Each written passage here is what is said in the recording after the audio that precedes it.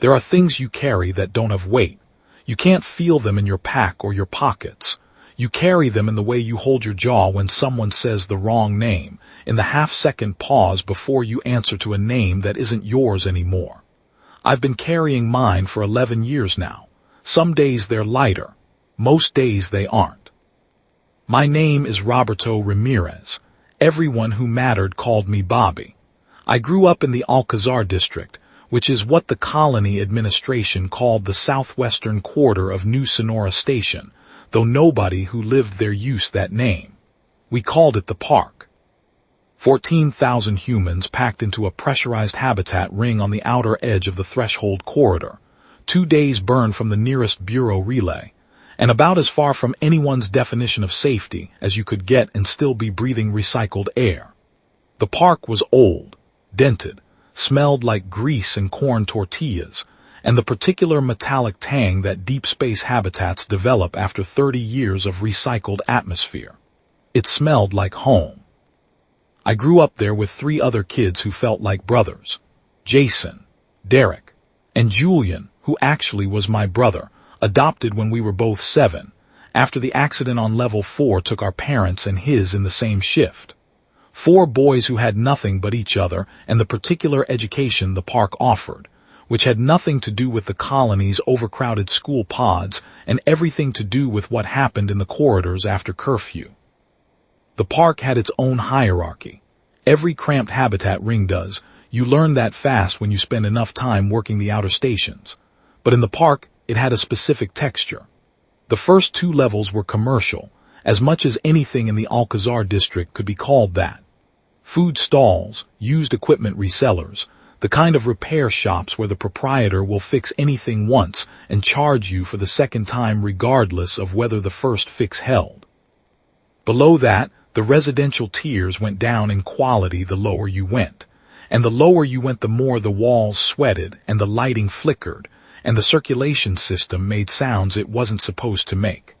We lived on level 9. Not the bottom, but close enough to know what the bottom smelled like. Jason's family had the unit 2 corridors over. Derek's mother worked the same shift as my father for most of our childhood double-shift freight processing on level 1, and Derek spent more nights at our table than his own.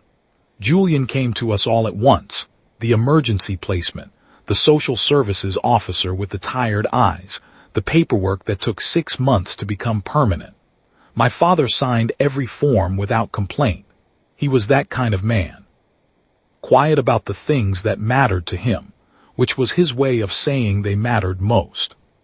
4 boys in a 600-square-foot habitat module learning the park the way children learn things, by absorption, by imitation, by the accumulated weight of small observations that you don't know you're making at the time.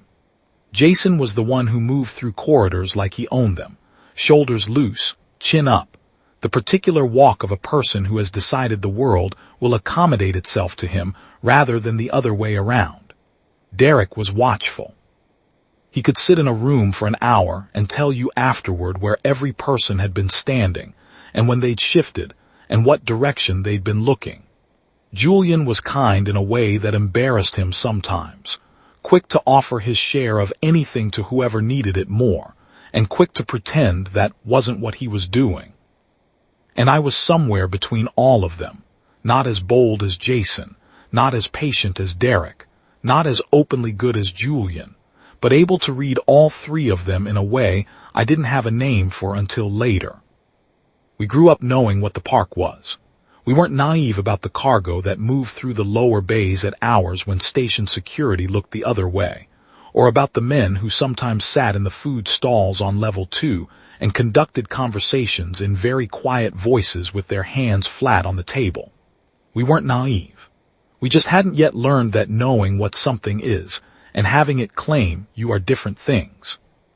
I need you to understand what the Navy were before I tell you what happened. I need you to understand because most people who weren't there in those years have the wrong picture. They think of the Navy as traders. They think of the interstellar commerce agreements, the diplomatic language, the careful bureau briefings that describe them as a non-aggressive mercantile species operating within the corridor's established legal frameworks. That's what the Bureau wanted people to believe. That's what the Navy allowed people to believe, because it was useful to them. The truth is quieter and worse. The Navy do not have faces, not in any sense a human uses the word. They communicate through intermediaries, biological constructs grown for the purpose, shaped roughly like the species they're dealing with, close enough to read but wrong in ways that take a moment to identify.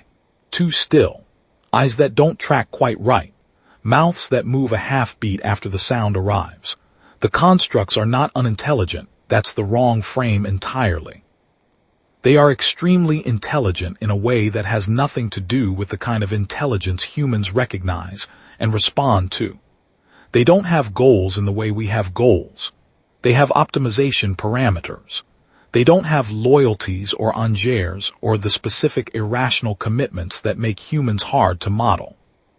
They have calculations that extend in directions the human mind struggles to follow, patient and thorough, and about as interested in what you feel about the outcome as a machine is interested in the feelings of the material it's processing. They trade in biological material, not meat, not organs in any crude sense, but neural architecture, processed engrams, the compressed memory and reflex packages that humans build over a lifetime of living in a particular place, adapting to a particular gravity, learning a particular set of survival instincts.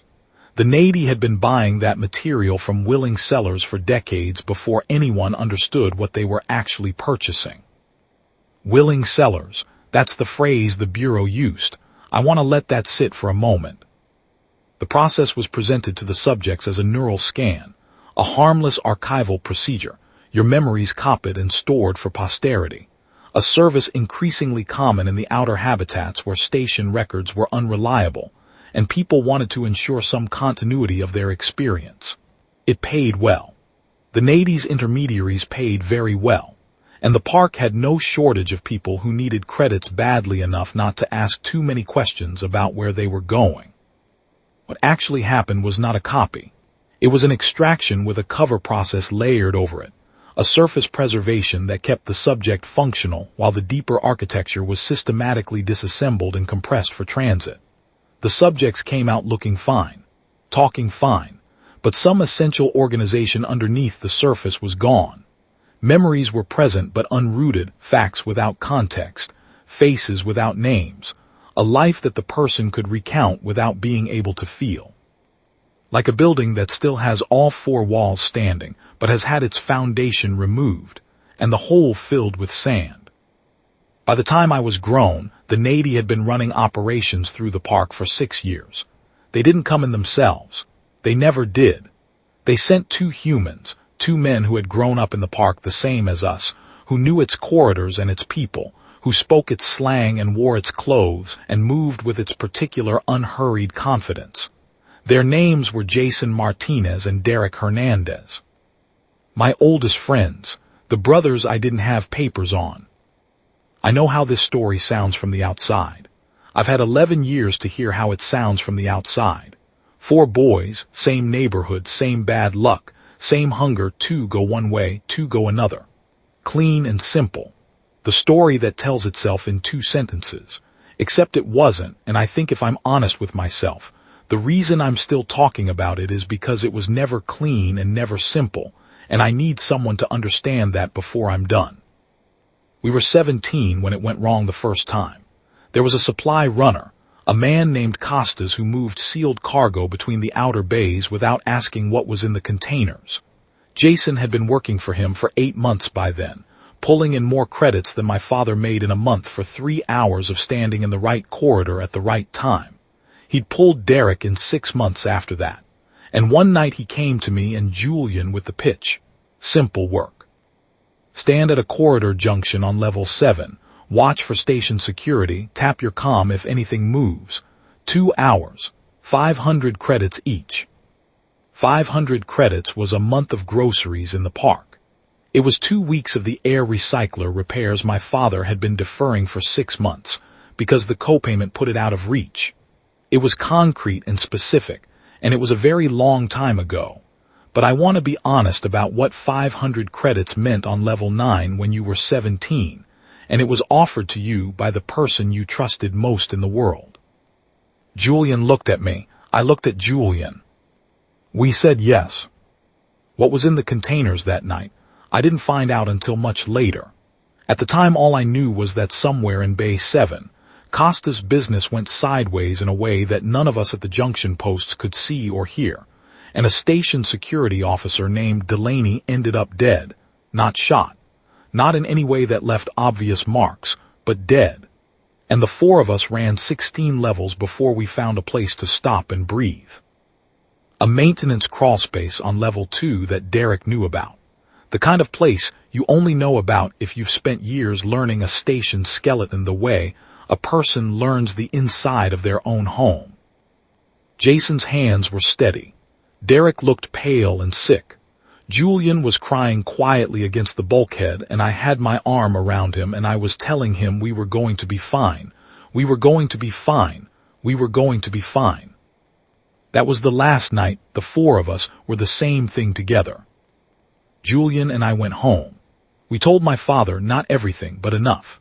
And my father, who had worked the same cargo shift for 20 years without once taking anything that wasn't his, who had raised 2 boys on nothing but straight wages, and the specific pride of a man who has decided what he is.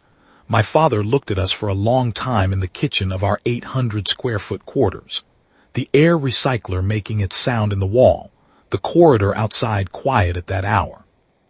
Then he said, "You will not do that again." Not a question, not a threat, just a fact he was handing us, the way he handed us everything that mattered. I have spent a lot of years thinking about the difference between a command and a fact, between being told what to do and being shown what you are.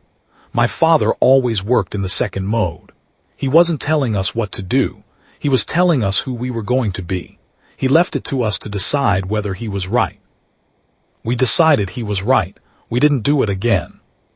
Jason and Derek did. For 6 more years, until the Navy had worked them so deep into the machinery that there was no angle anymore from which they looked like anything other than what they'd become. Julian and I took a different road. It wasn't noble.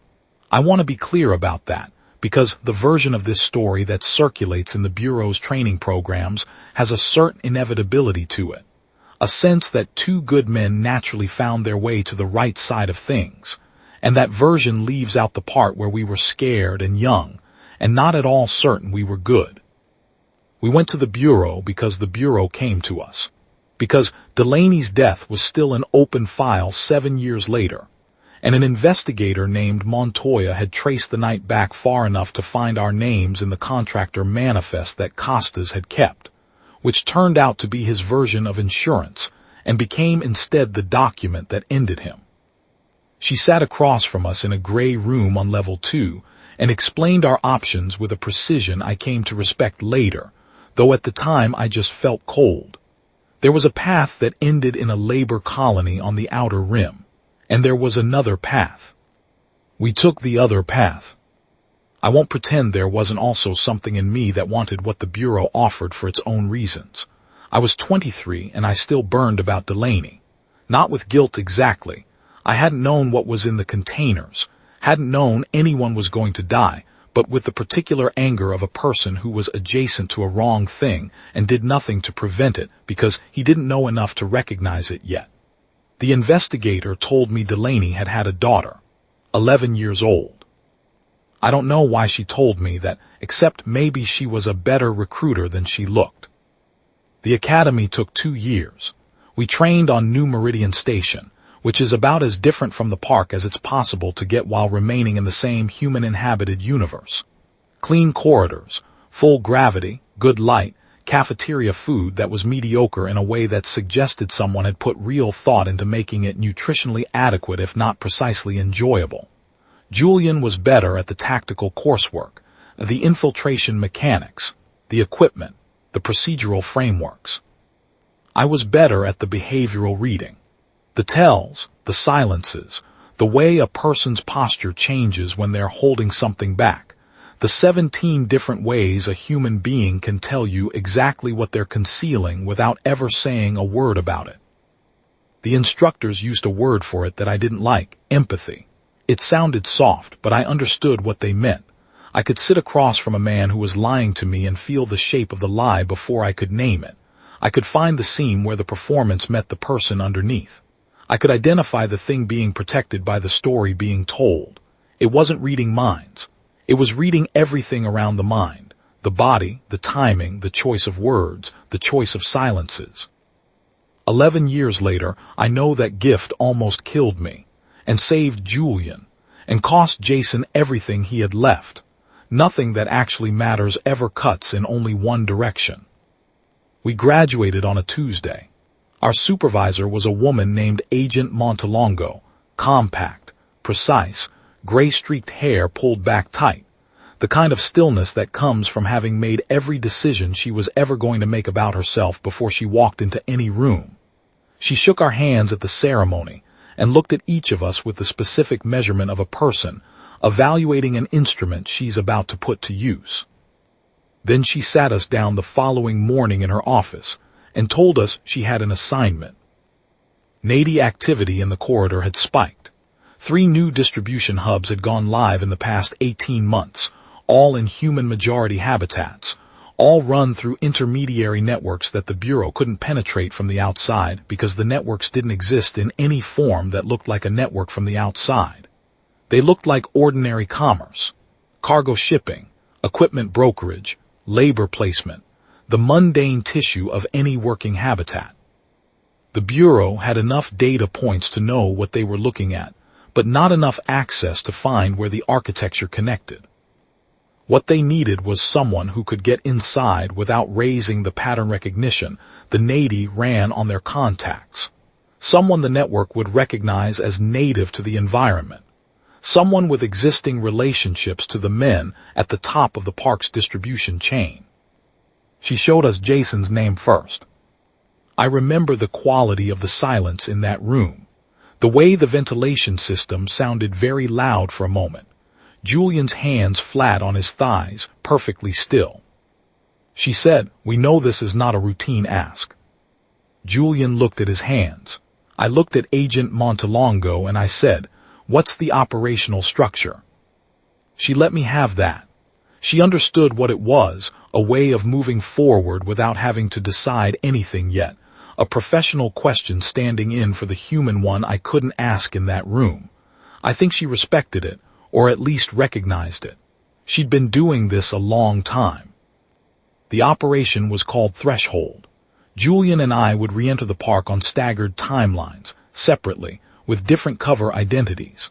I would go in first, establish presence, re-establish contact with Jason through a story that wasn't entirely a lie, that I'd spent the years since the academy doing contract security work in the outer belt stations, that I was back with nothing much to show for it, that I was looking for steady work.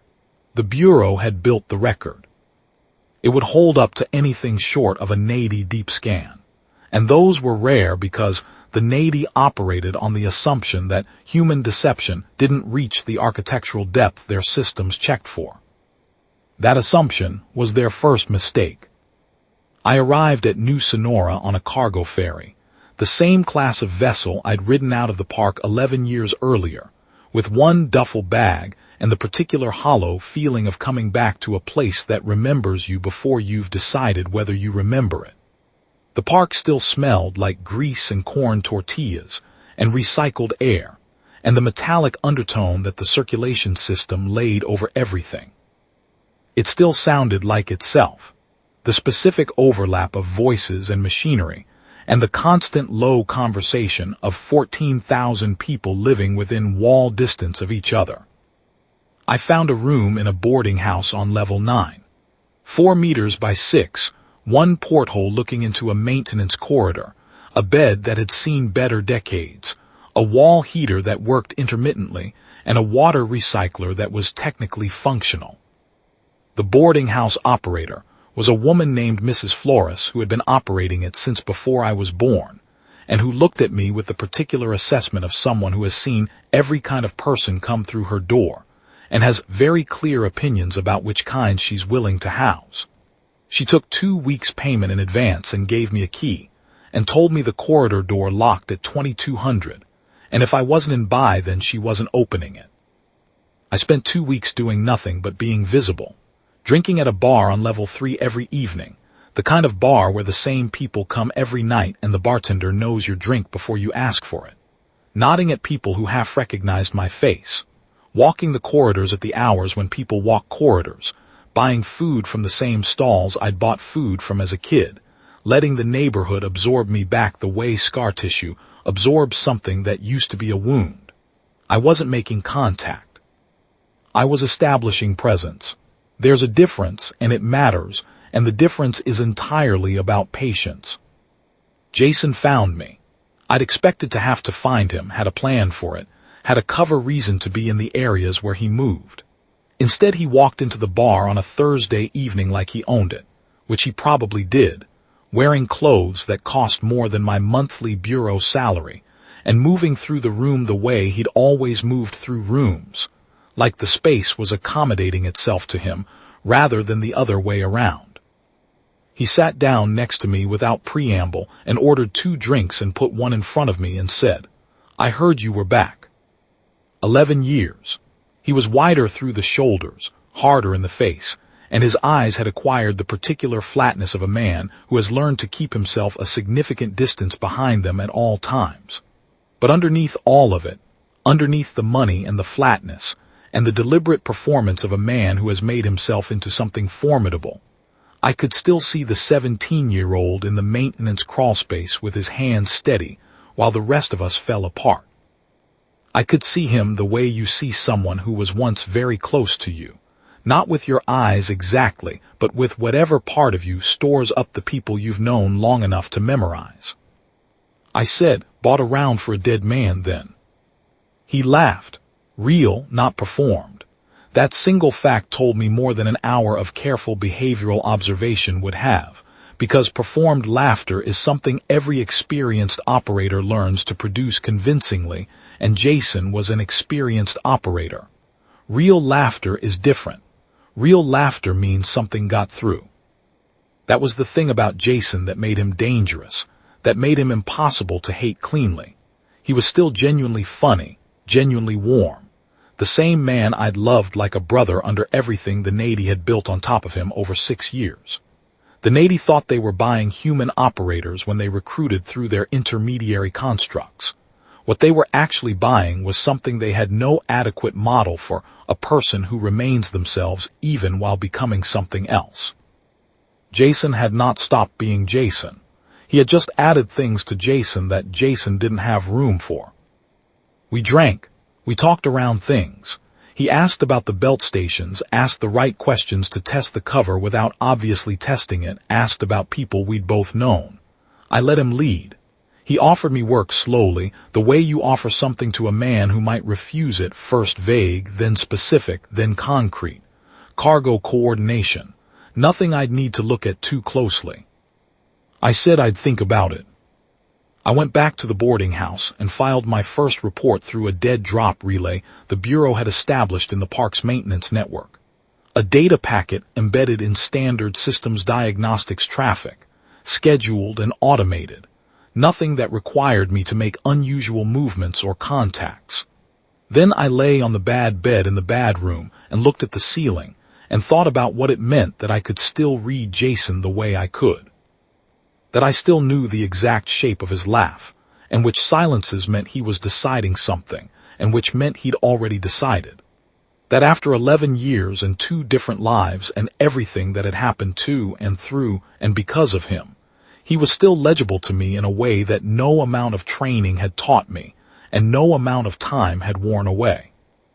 That was the gift I'd been given, or the thing I'd been born with, or the thing the park had made in me.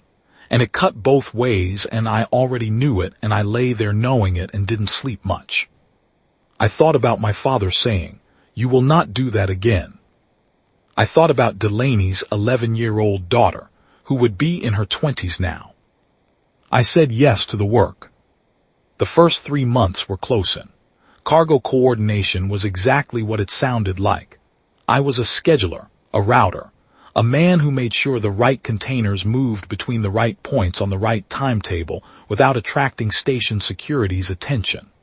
The work was clean, in the sense that I never touched what was in the containers and never had to pretend not to notice what was in them because my role didn't require me to know. I received routing information, I relayed it, I flagged timing conflicts and resolved them. I maintained the scheduling logs that the Bureau was reading in real time through the dead drop relay. The Bureau was getting position data, container tracking, timing sequences, contact patterns at the distribution nodes. Enough to map the outer edge of the network in considerable detail. Not enough to find its center. Julian arrived 6 weeks in. I didn't see him, that was the protocol. We were operating independent tracks and the risk of any visible association was too high.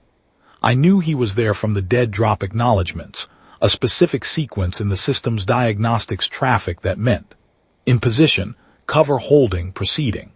I looked for him in the corridors for the first week and then I stopped looking, because looking was itself a risk and because I trusted him. The center of the network was what they called NADI. I need to explain this carefully because the word is confusing, and the confusion was intentional.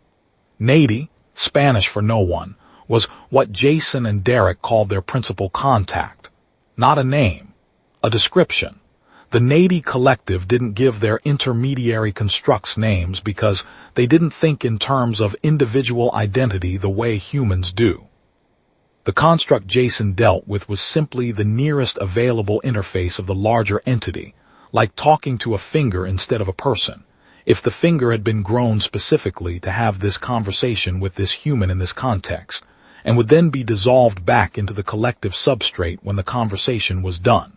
The construct had no continuity of its own. Continuity was a human concern. The NADI had a different relationship with time. I saw the construct 3 months in. Jason brought me to a meeting without warning, said he wanted to introduce me as a reliable coordination contact, that it would open up better compensated work. We went to a freight office on level 12, a room with no markings and no windows, the kind of space that exists in every working habitat and attracts no attention precisely because it looks like nothing at all. Across the table from us sat something that was almost a man. Almost. The eyes were wrong, I said that earlier. Let me try to be more precise. A human's eyes are never truly still even when the face is at rest. They make hundreds of micro-adjustments every second, tracking, recalibrating, responding to stimuli the conscious mind doesn't register. It's involuntary. It's so deeply wired into our neurology that you can't suppress it through any act of will, and you can't fake it through any act of performance, because it operates below the level of performance. The construct's eyes didn't do any of that. They were fixed, precise, looking at you with the total unblinking focus of something that has been designed to look at you with total unblinking focus and hasn't needed to account for the fact that this is itself a tell. The voice was perfect, Park District accent, the right cadences, the right informal phrasing. The specific syntax of someone who grew up speaking 2 languages simultaneously and whose English carries the rhythm of the other one underneath it. It had been listening to enough of us for long enough to have the performance down cold. It asked about my background. I gave it the cover story. It listened with its still eyes and its perfectly calibrated vocal apparatus. And I sat there feeling the particular quality of being assessed by something that wasn't assessing me the way I assessed people, wasn't looking for emotional resonance or behavioral tells or the gaps in a story where the truth is hiding, but was processing me the way a scanner processes a sealed container, looking for anomalies in density and composition through methods that didn't require it to care about any of what it was finding. I gave it nothing to find. 2 years of bureau training, my whole life of this place, and something else I don't have a name for, the specific quality of commitment that comes from knowing exactly what you're doing and why. I sat in that room and I was exactly Bobby Ramirez, cargo coordinator, and there was nothing in me that was anything other than that. The construct said, "You'll do." Walking out, Jason put his hand on my shoulder, a real gesture, warm, the gesture of a man who is genuinely pleased, and said, "Now the real work starts." He wasn't wrong. The real work was different. Deeper in the network, the cargo was no longer cargo I could maintain comfortable ambiguity about. The containers held collection units, devices designed to interface with a willing human subject's neural architecture and extract and compress it for transmission. The subjects were recruited from the park's most economically desperate population, people who needed credits badly enough to accept the cover story about archival neural scans and not look too carefully at what they were agreeing to. The Navy paid well. The recruitment was low pressure, patient, targeted at people in specific kinds of financial distress. The intake process was smooth and professional and thoroughly documented to look like exactly what it claimed to be.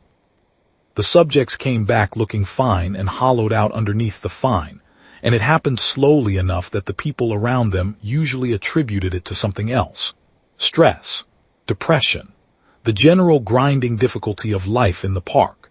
It took the right kind of attention to see what it actually was, and most people don't have that kind of attention, and the Navy had been counting on that for a very long time. I filed every detail I could access. The Bureau had what they needed for simultaneous enforcement operations across the network's primary nodes. We were 3 weeks from the end of threshold. In those 3 weeks, I saw things I hadn't expected to see. Not because I'd been naive about what the operation was. I'd read the intelligence summaries. I understood the broad shape of what the Navy were doing. But there is a difference between understanding something in briefing room language and standing in a level 5 intake facility at 4 in the morning watching a man in his 50s sign a consent form, while the collection unit technician explains the procedure in calm, professional language that contains no false statements and tells him nothing that matters. The man was named Arroyo. I'd seen him before. He came to the level 3 bar sometimes, sat alone, drank moderately, left at a reasonable hour. The kind of man who doesn't draw attention, which is not an accident in someone who is being deliberately targeted. He had the look of someone who has been making calculations about unpleasant options for a while. The Navy's network knew how to find people in that condition. They were very good at it. I stood in my coordination role and processed the logistics and watched him sign the form, and I did not intervene. Because intervening would have ended threshold and ended Julian's cover and ended whatever chance we had of taking down the network rather than one facility. And I have made my peace with that choice the way you make peace with a weight you're going to carry, not by resolving it, but by deciding you can carry it and moving forward. I don't know what happened to Arroyo after. The Bureau's Victim Assistance Program found some of the subjects, not all. Some relocated before the program was established. Some found their way to other habitats in ways that made them difficult to trace. I looked for Arroyo in the records twice over the following years and found nothing either time. The night before Derek found me, I had been at the bar on level 3, and I had looked at the empty stool where he sometimes sat and felt something I didn't try to name. There isn't a name for it in any professional vocabulary I've been given. It lives in the same general territory as grief, but grief has a direction. It points towards something that was there and is now gone. What I felt pointed towards something I was watching happen and couldn't stop. That's the part they don't put in the training materials. Then Derek came to me. Derek Hernandez had always been the quietest of the 4 of us. Not shy, something more deliberate than shyness. He processed things slowly and completely, and he forgot very little, and he had been watching me since I arrived back in the park with the particular quality of attention that you can feel without seeing.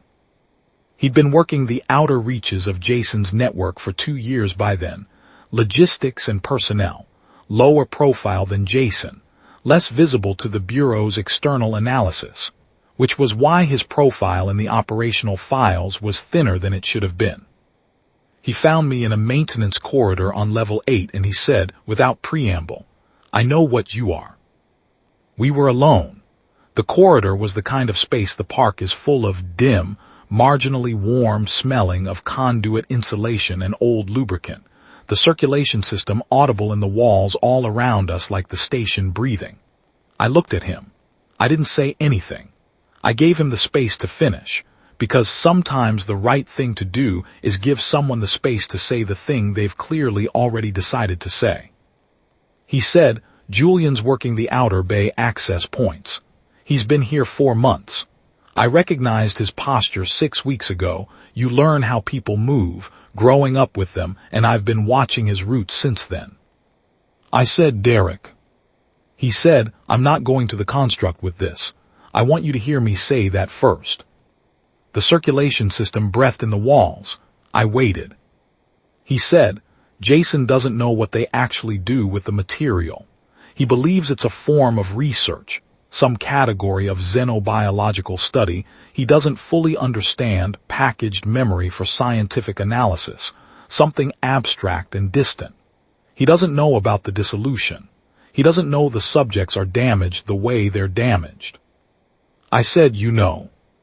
He said, "I found a woman from level 4. I'd known her since she was a kid. She used to come to the stall my mother ran on level 2 for her family's groceries. I saw her 18 months after her intake procedure. She didn't recognize me. I'd known her entire life. She didn't know my face." He stopped.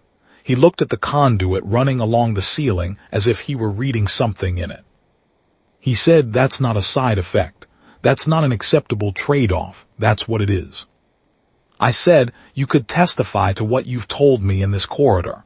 The Bureau could structure an arrangement, reduced exposure, relocation, protection. It would mean." He said, "I know what it would mean." A pause. He said, "Jason won't. I need you to know that going in, whatever your plan is, whatever the Bureau thinks it can offer him, Jason will not cooperate with any arrangement they can put in front of him. He's built himself into this thing and he doesn't know how to be anything else anymore. He doesn't think he can survive being anything else. I don't know if he's wrong." I wanted to tell him he was wrong about Jason. I stood there in the level 8 maintenance corridor with the station breathing all around us, and I wanted to say it and I didn't, because Derek had always been the one who saw things as they were, who sat in the room for an hour and told you afterward exactly what was in it, and I had no evidence that this time was any different. I said, "I need you to stay dark for 3 weeks. No pattern changes. Nothing that signals anything has shifted." He said, "What happens to Jason?" I couldn't answer that. I gave him the only honest thing I had, which was silence. He nodded once, slowly, like I'd confirmed something he'd already worked out. Then he walked away down the corridor without looking back, and I stood there in the dark and the breathing of the walls and tried to find my feet under me. 2 weeks later, Julian was burned. Not by Derek. By the construct itself. By whatever assessment process the Navy ran on their extended network contacts at intervals that the Bureau's analysts had been trying to model and hadn't been able to, because it wasn't on a schedule that responded to external patterns. It ran according to some internal probability calculus that their best analysts described as essentially opaque, a function of variables they didn't have access to, triggered by thresholds they couldn't measure. Julian's cover held against every human standard check. It held against the surface-level verification the construct ran on new contacts. It did not hold against the periodic deep assessment, because the deep assessment wasn't checking his story. It was checking the biological signatures of sustained identity performance. 17 specific stress markers laid down in the musculature, and the cortisol patterns, and the microbehavioral rhythms of someone who has been someone other than themselves for an extended period. Humans can perform identity with extraordinary skill and depth. We are, it turns out, not quite able to perform it without leaving physiological evidence. The Navy had known this for longer than we'd known about the Navy. I got the alert through the dead drop at 300. Julian had been taken. The alert was 2 lines. Contact secured, location unknown, proceed at discretion. Proceed at discretion. That's bureau language for, you're on your own, we trust your judgment, don't wait for instruction that won't come in time. Not arrested. Taken. The Navy didn't operate through station security. They operated through their human network, and what that meant in practice was that Julian was being held somewhere in Jason's distribution chain while the construct ran its disposition assessment.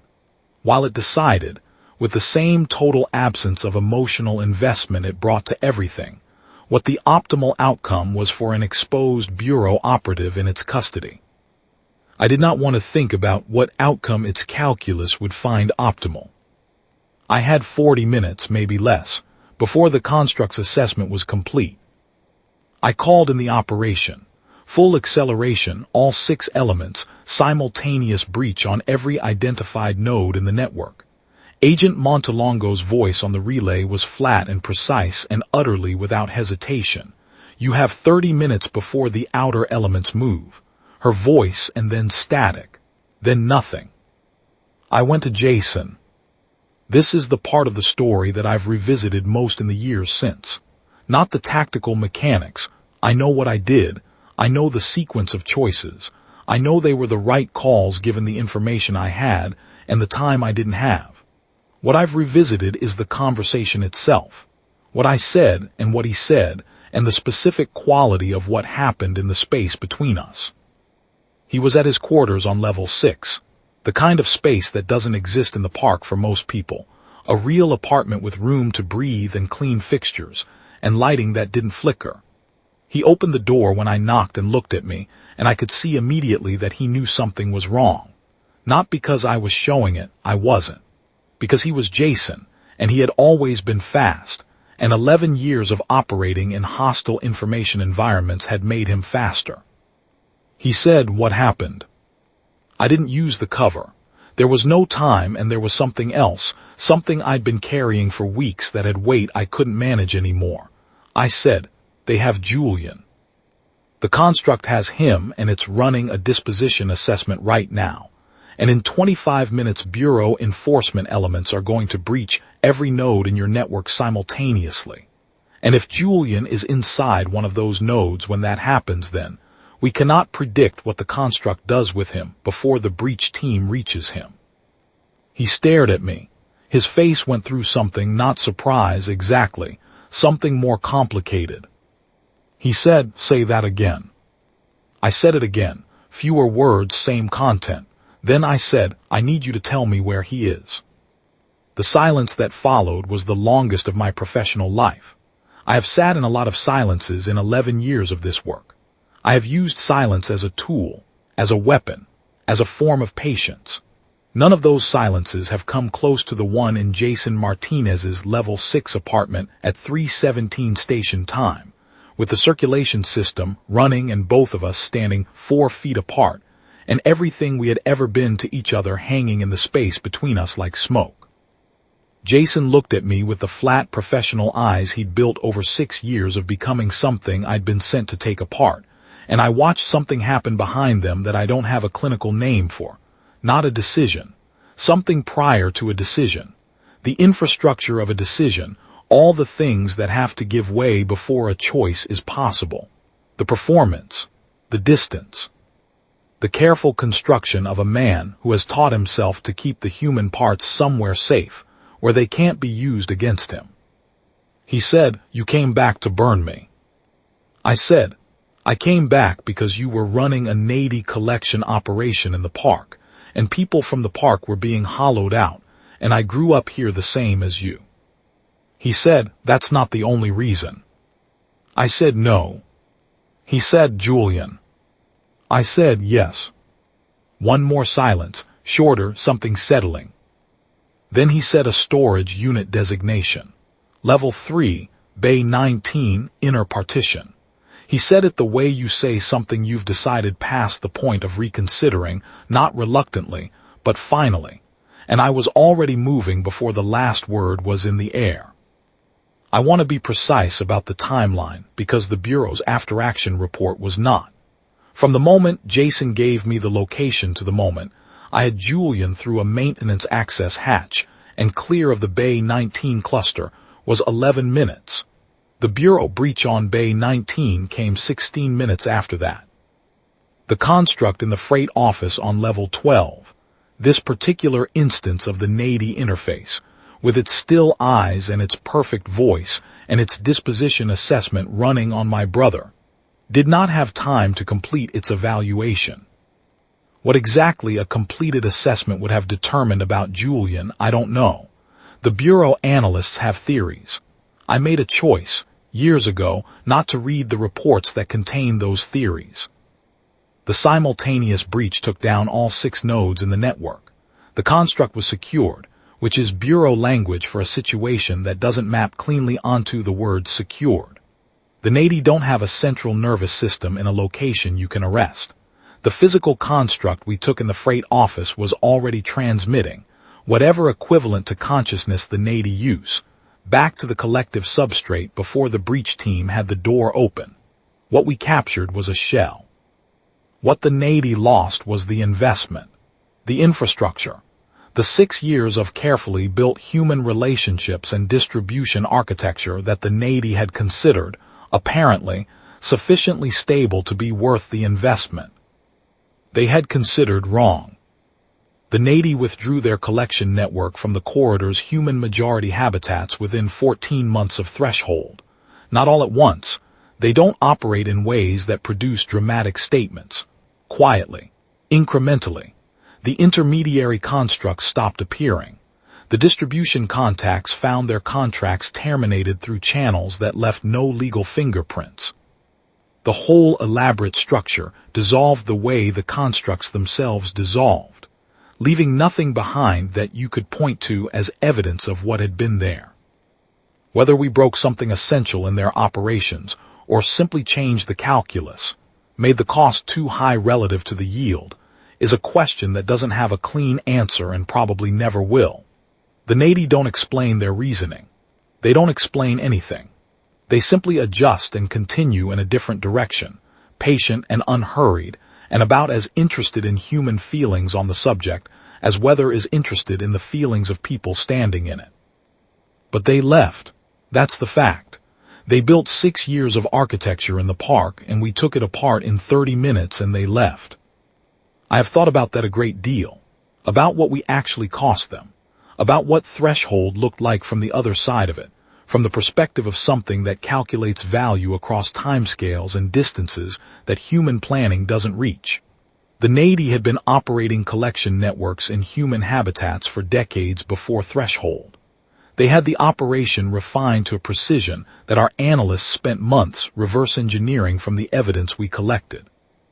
They had identified the optimal subject profile, the optimal recruitment approach, the optimal intake timing, the optimal cover story.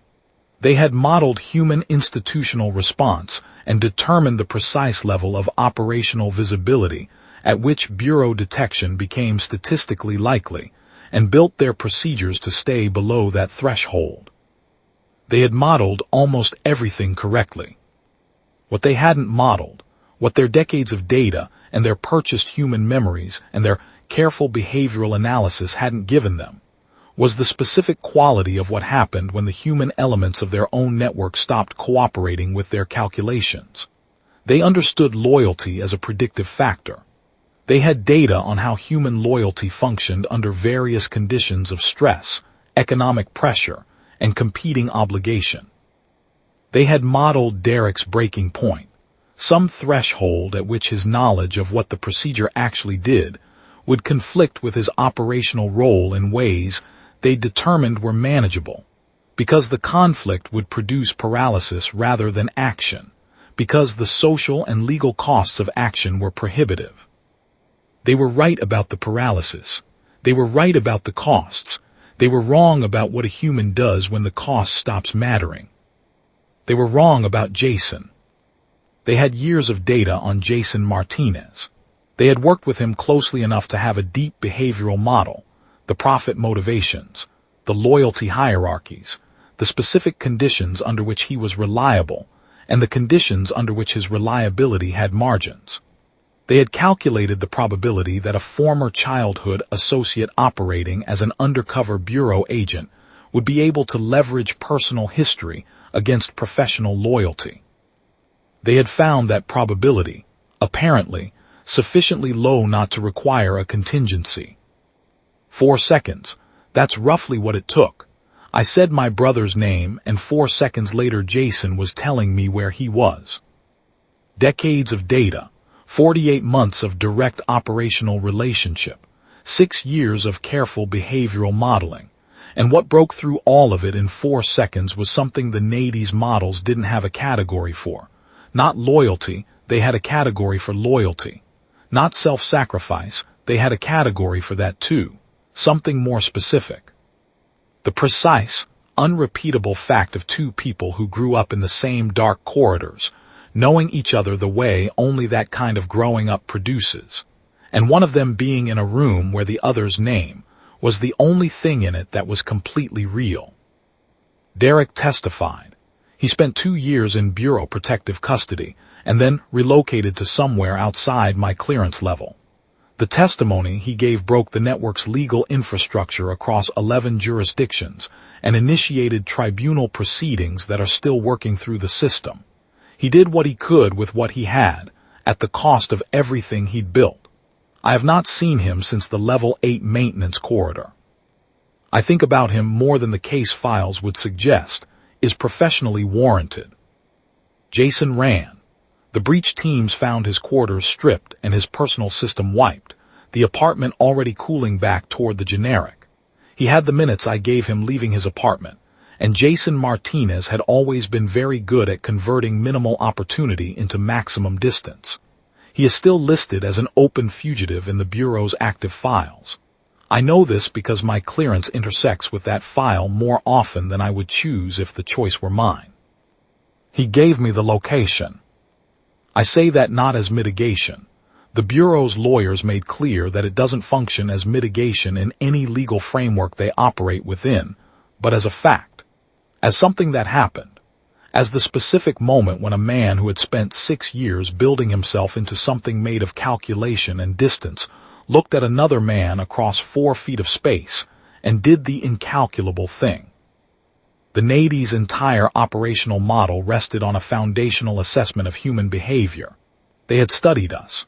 They had purchased pieces of us, our memories, our reflexes, the accumulated survival knowledge of generations of humans living hard in hard places. They believed that this material gave them a functional model of what we were. They believed that if you understood the inputs, the history, the relationships, the pressure points, the loyalties, you could predict the outputs. They were old and patient and very intelligent, and they were wrong. Because what Jason did in his doorway is not in any data set. You can't extract it. You can't package it and ship it through the corridor in a sealed container. It's not stored in the neural architecture. It lives somewhere underneath the architecture, in the place where a person is most themselves and least predictable, the place that training doesn't reach and time doesn't wear away, and 6 years of being someone you didn't start out as can't overwrite. It's the thing a man reaches for in the moment when everything he's built is already gone, and the only thing left to decide is what he was underneath it. The Nady came here and studied us and decided they knew what we were worth. They quantified us and packaged us and sent us out across the stars as product, and they felt, I think, that they understood us. They understood everything except the part that mattered. Julian came out of Bay 19 with 2 cracked ribs from a restraint harness and the beginning of a deep bruise across his left temple, and the particular quiet of a man who has been very close to a bad outcome and is still processing the distance. We sat in the medbay on level 2, and neither of us said anything useful for a while. Then he said, "Dad's going to hear about this." I said, "Dad's going to hear about this in a version that is substantially true and appropriately edited." He said, "He knows we're agents." I said, "He knows. He keeps his own counsel about the details." Julian looked at his hands the way he'd looked at his hands in the Bureau office 11 years earlier when Montalongo put the choice in front of us. Then he said, "Bobby." I said, "Yeah." He said, "We should go home." We did. We took 2 weeks leave and we went to level 9, to the quarters that were smaller than I remembered, the way everything from childhood is smaller, with the photograph of both sets of parents still on the wall, and the air recycler still making its sound in the wall, and the coffee still too strong when my father made it, and set it in front of us at the kitchen table. He looked at us for a long time, then he said, "You boys okay?" Julian said, "Yeah, Dad, we're okay." My father nodded, the slow nod of a man who has spent his whole life deciding what he is and watching carefully whether his children have done the same work. He picked up his coffee and said, "Good." That was it. That was all of it. The circulation system breathed around us, and the coffee was too strong, and outside the porthole the park was doing what it has always done, cramped and loud, and full of 14,000 people living the lives they were handed, adapting, improvising, finding ways through the tight spaces. Some of them still hollowed out from what the Navy had done to them. The woman from level 4 that Derek told me about, I tracked her down through the Bureau's Victim Assistance Program 2 years after Threshold. She was living in transitional housing on level 11, working a maintenance shift on the lower bays. She didn't remember Derek, didn't remember the procedure, had only the dim sense of a gap somewhere in herself that she'd learned to navigate around the way you learn to navigate around a section of corridor where the decking is uneven. You stop noticing it consciously. You just adjust your step. She seemed okay. I don't know if that's the right word. She seemed like someone who had decided to be okay, which is different from being okay and harder in ways I can't articulate. She had the park in her, the specific adaptation that comes from growing up in a place that doesn't give you much room and asking nothing of it except that it let you keep going. That's what the Navy couldn't extract and couldn't understand and couldn't model even after decades of trying. They took our memories. They took our hard-won adaptation to hard places. They took the surface of what we were and shipped it out across the corridor and felt satisfied with what they'd collected.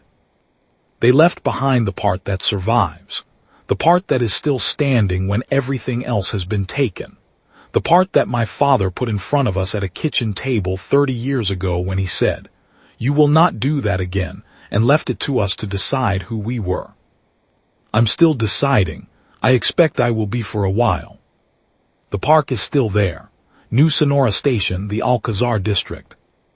Level 9, boarding houses, and level 3 bars, and 14,000 people, and the particular smell of recycled air and corn tortillas, and 30 years of accumulated human life in a pressurized ring at the edge of everywhere. My father complains about the level 9 circulation system. I told him I'd look into it. That's enough.